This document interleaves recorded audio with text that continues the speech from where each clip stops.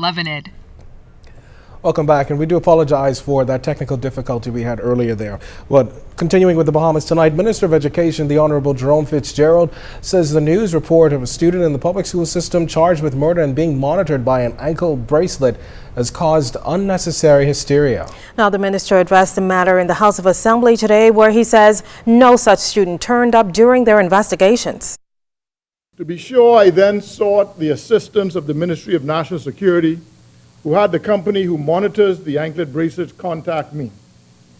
I requested a list of all of the 15 to 18-year-olds who were presently wearing anklet bracelets.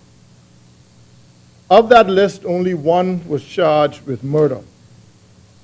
The monitoring records show that not only had that individual not been in the vicinity of any junior or senior high school, but also apart from one individual on the list who appeared at the gate of one of the schools one day, none of the others who had anklet bracelets attached had stepped foot on any school in New Providence.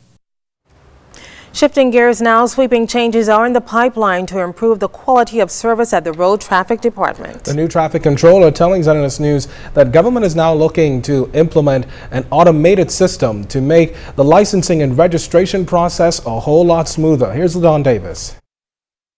He concedes that he hit a roadblock when he began his tenure at the Road Traffic Department, taking up the charge of transforming an outdated system. Road Traffic Controller Ross Smith says he met a list of deficiencies which affected vehicle licensing, inspection, and registration units. But Smith says the government is now looking at implementing an effective automated system which will get the department on course. But the major thing that's going to happen is the modernization of the Road Traffic Department. And when we talk about modernization, we talk about automation of the department. And that will take place in phases. However, one of the first things we will do is modernize the registration of motor vehicles. And after we've done that, then we'll go to other areas within the Road Traffic Department, like driver's license. Then we'll look at public service licensing. Additionally, Smith says residents in the Family Islands with or without a road traffic substation will not be left out. The substations will all be connected to New Providence, all of them. Okay, so we will be one massive road traffic department throughout the country, wherever we have a station. In the case of those areas where we do not have a station, they will be housed in the administrators complex, but they will also be connected to us. But the changes don't end there. Smith says the department is also looking at improving the security features of driver's licenses. Okay. We wouldn't do it a whole scale because persons are paid for those old driver's licenses. So as they become as it gets nearer to your birth and you have to change it, we'll just change it. While the new traffic controller says plans to implement the new automated system will take shape by year's end. LaDon Davis, ZNS Network News.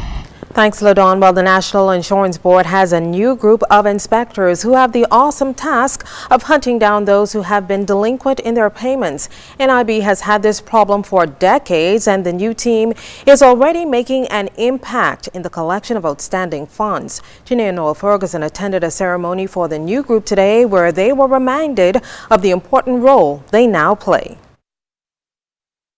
Improve revenue collection and ensure compliance. The National Insurance Board welcomes 28 inspectors who were confirmed today. Minister of Labor with responsibility of NIB, the Honorable Shane Gibson, noted that this is the most important role within the organization as millions of dollars remain uncollected.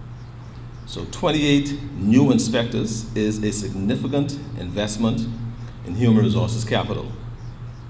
That is equal to the significant commitment you have to each contributor to ensure that the fund remains solvent into perpetuity, so that upon retirement, their pension will be available for payment. Just this year, inspectors set up 1,113 installment arrangements for payment, and 595 persons were prosecuted for lack of payment. But Minister Gibson says employers taking NIB payments from employees without making the actual payment to NIB is a recurring problem. You must be resolute. It should not, indeed must not matter whether the business is big or small, whether the owner is self-employed or a person is a powerful individual or a regular Joe Blow like me and you. Now, the new inspectors were successful in a rigorous 5-month training program, and a number of them were awarded for their stellar performance in bringing accounts up to date during training or forwarding them to prosecution. Gemma Hepburn spoke on behalf of the group and says that they're ready for the mammoth task. This is what we signed up for.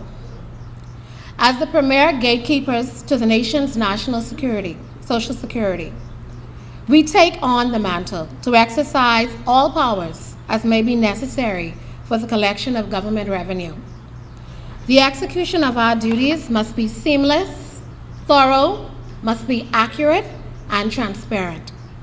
And on this auspicious eve of the National Insurance Board's 40th anniversary, we declare that we wholeheartedly accept this mandate.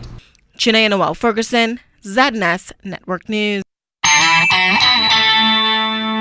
This portion of the news was brought to you by McDonald's. McDonald's, I'm loving it.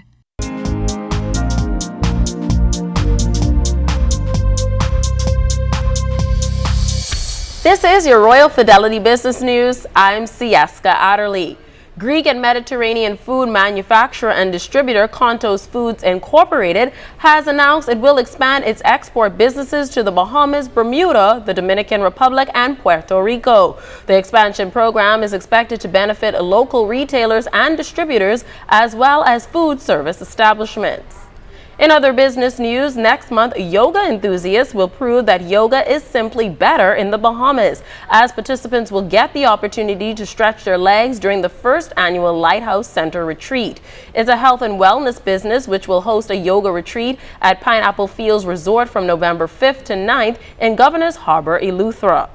And in international news, technology giant Hewlett-Packard is set to split into two companies. The U.S. firm will separate its better-performing computer and printer business from its corporate hardware and services operations. Shareholders will be given a stake in both businesses. The split is part of a radical restructuring plan, which has already resulted in tens of thousands of job cuts in recent years. The firm is now in the fourth year of its 5-year turnaround plan, aimed at helping the firm adapt to the new era of mobile and online computing. This has been your Royal Fidelity Business News. I'm Sieska Adderley.